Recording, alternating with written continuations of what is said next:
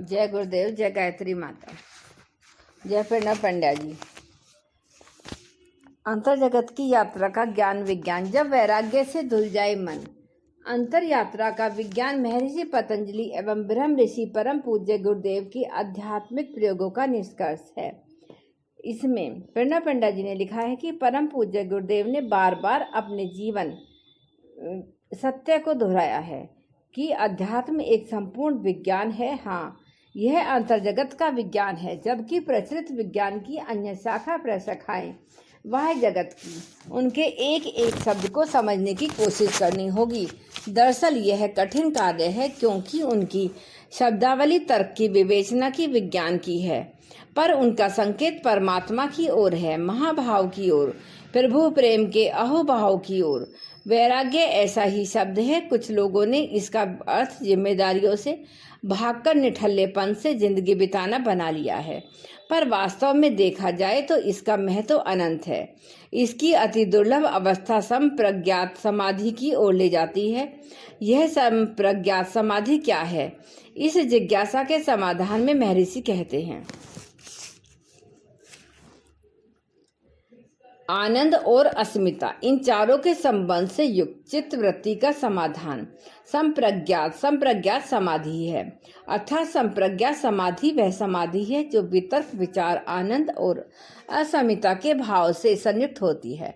दरअसल यह वैराग्य से धुले हुए निर्मल चित्त की सहज परिणति है।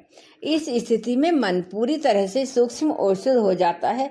यह इतना शुद्ध एवं सूक्ष्म हो जाता है कि उसकी कोई प्रवृत्ति नहीं रहती चिपकने की। हालांकि यह समाधि का पहला चरण है। इसके अगले चरण में तो मन ही नहीं रहता, अमन की व्यवस्था है। वह केवल यह जो पहला चरण है, यह भी पुलकन और आनंद से ओतप्रोत है।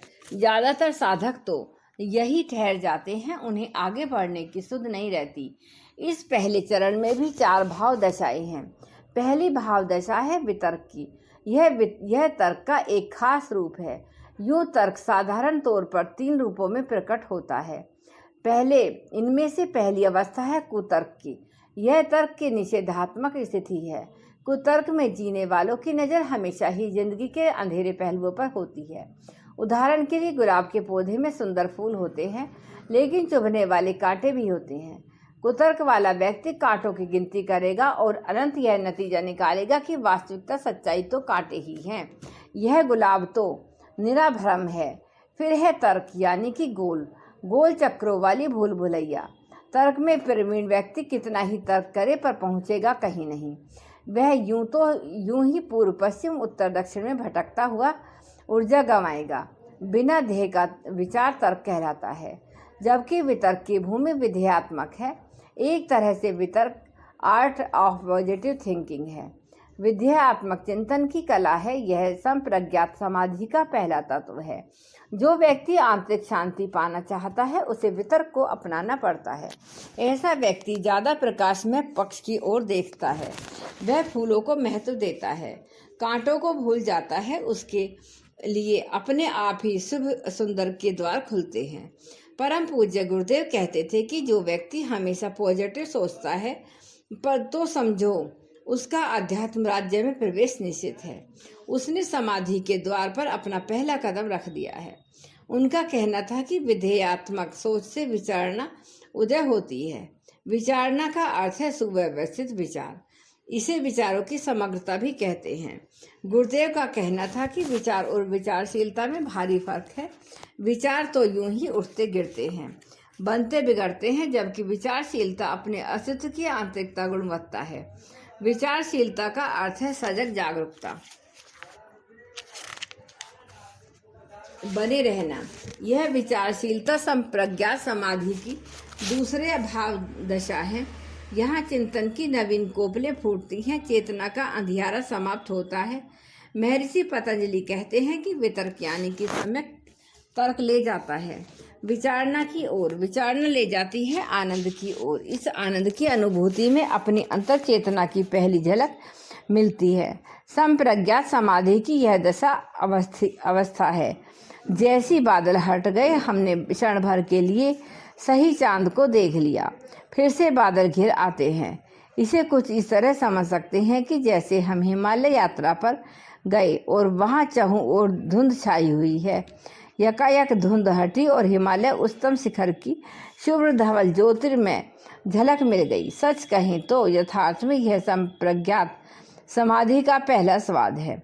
आनंद की यह भावदशा ले जाती है विशुद्ध अंतःसत्ता की अवस्था में। यह विशुद्ध अंतःसत्ता ही अस्मिता है। अंतःसत्ता का अशुद्ध प्रकटीकरण अहंकार के रूप में होता है। अहंकार में तुलना होती है, यह किसी से ज़्यादा होने का सुख हो उठता है। किसी का विरोध करना में उसके जीवन में इससे बड़ा आनंद होता है।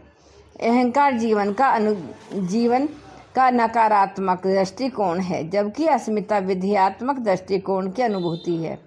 इस अनुभूति में अपने स्वरूप की झलक मिलती है। इसे यूँ भी कहा जा सकता है कि अस्मिता मैं का सम्यक बोध है, जबकि अहंकार में मैं का गलत बोध है। ध्यान की प्रगाढ़ता में अस्मिता की बड़ी सम्मोहक झलक मिलती है। ऐसा लगता है कि जैसे सागर के बीच बूंद जो अपने होने का एहसास तो कर पाती है, परंतु अलगाव की अनुभूति नहीं कर पाती। इस तरह संप्रज्ञात समाधि में सम्यक विचारना, आनंद की अवस्था और हूँपन का ही अस्मिता का अनुभव समाया है। इस समाधि की भावदशा में चेतना अपने शुद्ध स्वरूप को प्राप्त करती है, परंतु यह अभिकर्मों के संस्कारों के बीच बने रहते हैं। इन्हें निर्बीज करने के लिए समाधि के अगले चरण में प्रवेश करना आवश्यक है। जय गुरुदेव, जय गायत्री माता।